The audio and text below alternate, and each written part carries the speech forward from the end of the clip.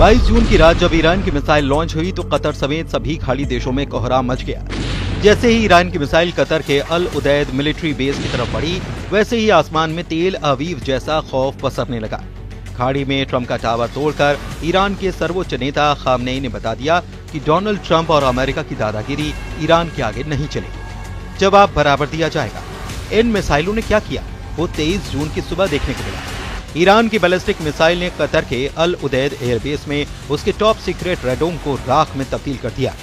इस बात की पुष्टि अब अमेरिका के रक्षा मंत्रालय यानी कि पेंटागन ने कर दी है। पेंटागन ने माना है कि ईरान की बैलिस्टिक मिसाइल पर सर्जिकल स्ट्राइक की। अमेरिका ने पहली बार इकरार किया है कि ईरान की बैलिस्टिक मिसाइल ने उसे इतना बड़ा नुकसान पहुंचाया है, जबकि डोनाल्ड ट्रंप ने दावा किया कि ईरान की मिसाइलों से कोई नुकसान नहीं हुआ।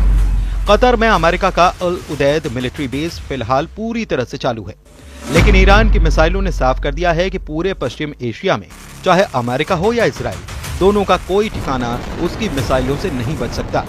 इसलिए कहा जा रहा है कि ईरान ने कतर में ट्रंप का सीक्रेट टावर तोड़ डाला। अब इसे रेडोम यानी कि रेडार डोम कहें या फिर ऐसा वॉच टावर जहां से ट्रंप की सेना पूरे ईरान पर नजर रख रही थी। ईरान ने कतर में अमेरिका के ठिकानों पर उसी रात हमला किया जब अमेरिका ने ईरान के फोर्टों समेत 3 परमाणु ठिकानों पर बमबारी की थी। अमेरिका के अड्डों पर हुए इस हमले को ईरान के बदले के रूप में देखा गया, लेकिन शुरुआत में अमेरिका ने इसे नाकाम अटैक बताकर मामूली बात बताया। ईरान ने 22 जून को अल उदैद मिलिट्री बेस पर 14 मिसाइल दागी थी। अमेरिका ने उनको पूरी तरह से काउंटर करने का दावा किया।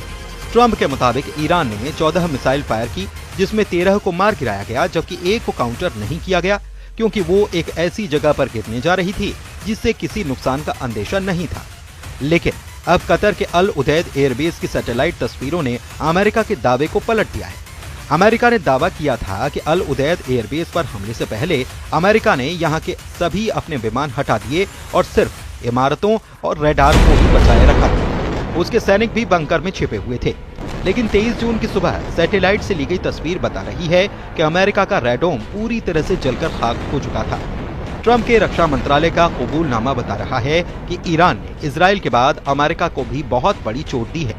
ईरान की मिसाइलों की काट न इजराइल के पास है न ही अमेरिका के पास, ये बात भी साबित हुई है। लेकिन सवाल यह है कि क्या इस बात से ईरान और अमेरिका के बीच तनाव अब नई बुलंदी पर पहुंचने वाला है?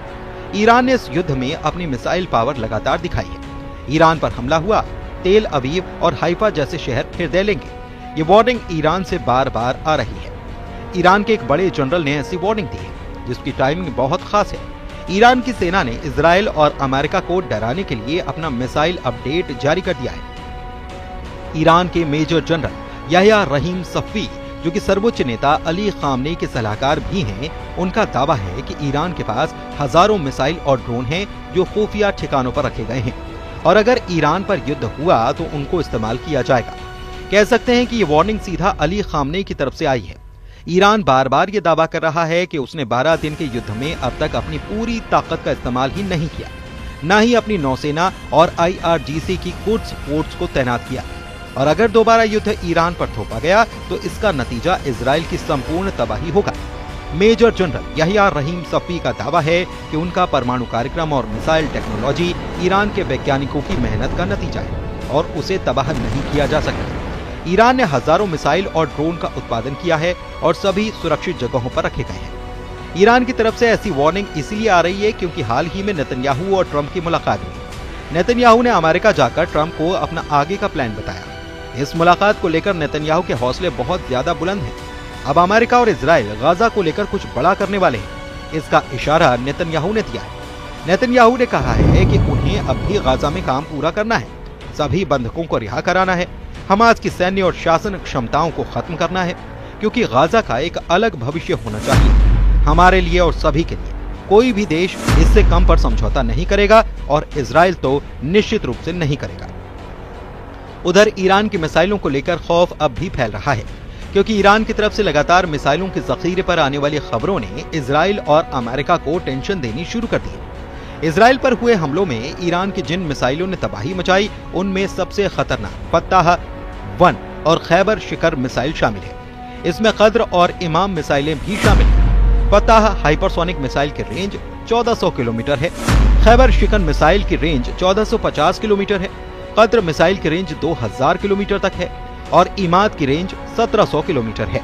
तेल अवीव से हाइफा और अशदोद से लेकर बीर शिबा और शेफौल जैसे छोटे शहरों पर भी इन्हीं मिसाइलों से हमले हुए हैं और अल उदैद एयरबेस पर हुआ नुकसान भी बता रहा है कि ईरान की मिसाइल किसी भी अड्डे को राख में तब्दील कर सकती है।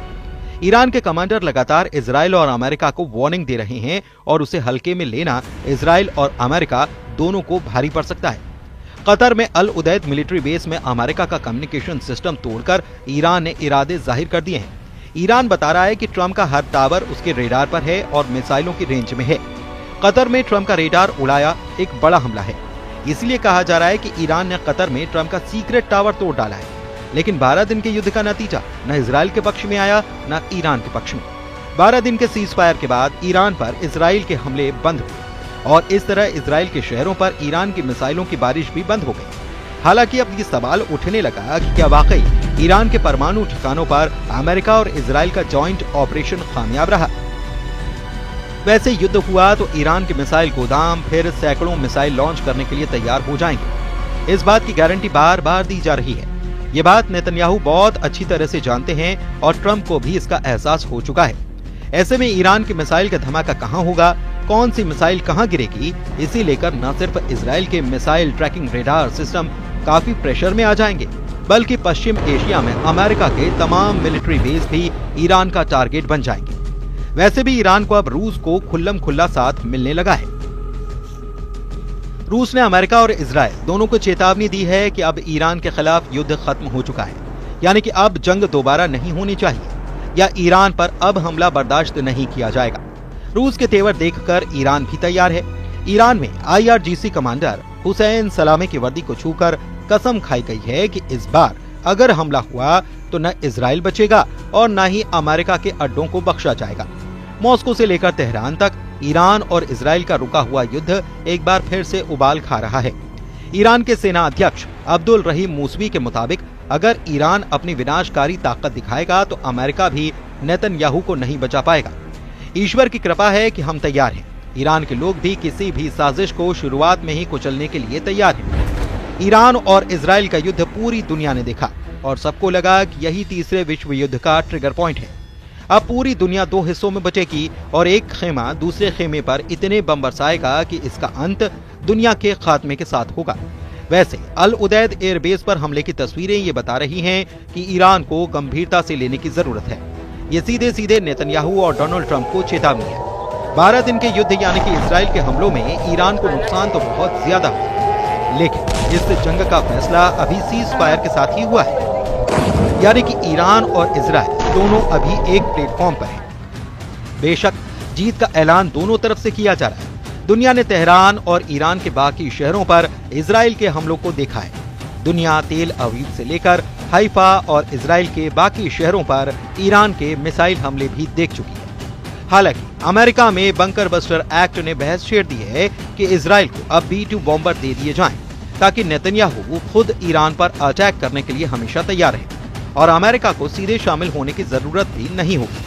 ऐसा इसीलिए क्योंकि ईरान पर 22 जून को हुए बंकर बस्टर वाले हमले ने अमेरिका को भी खामनेई के सीधे टारगेट पर ला दिया है। इसीलिए बंकर बस्टर एक्ट से इजराइल को 10 गुना ताकत देने की तैयारी शुरू की जा चुकी है। सवाल है कि क्या अब युद्ध दोबारा शुरू होने का खतरा नजर आ रहा है, क्योंकि पुतिन ने इजराइल और अमेरिका के इन्हीं तेवरों को लेकर साफ शब्दों में धमकाया है। सवाल है कि रूस को ऐसा क्यों लग रहा है कि इजराइल और ईरान का युद्ध फिर से शुरू होने वाला है। ईरान की सेना के चीफ ऑफ स्टाफ ने कहा कि उन्हें शक है कि इजराइल सीज फायर का उल्लंघन जरूर करेगा और अगर ऐसा होता है तो ईरान अगली बार से कई गुना ज्यादा ताकत से ऐसा जवाब देगा कि इजराइल और उसके साथ ही हैरान रह जाएंगे। 12 दिन के युद्ध के दौरान इजराइल के हमलों में ईरान के करीब 1100 लोगों की जान गई। इनमें उसके कई सैन्य कमांडर और वैज्ञानिक शामिल थे। तेहरान में IRGC के कमांडर्स की याद में एक सभा हुई। खास तौर से IRGC चीफ हुसैन सलामी को याद किया गया। ईरान की सेना अपने बड़े बड़े कमांडर्स को खोने के बाद एक बार फिर से मजबूत दिखना चाहती है।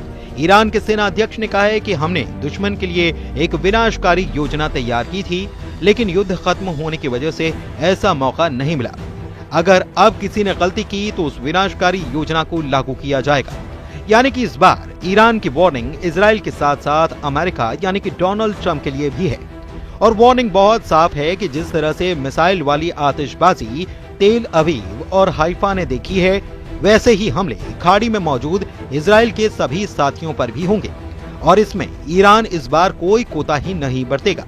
ट्रंप भले ही अमेरिका का स्वतंत्रता दिवस मना रहे हों, लेकिन पुतिन का साथ मिलने के बाद ईरान के कमांडर्स की वार्निंग को हल्के में लेना बड़ी गलती साबित होगा।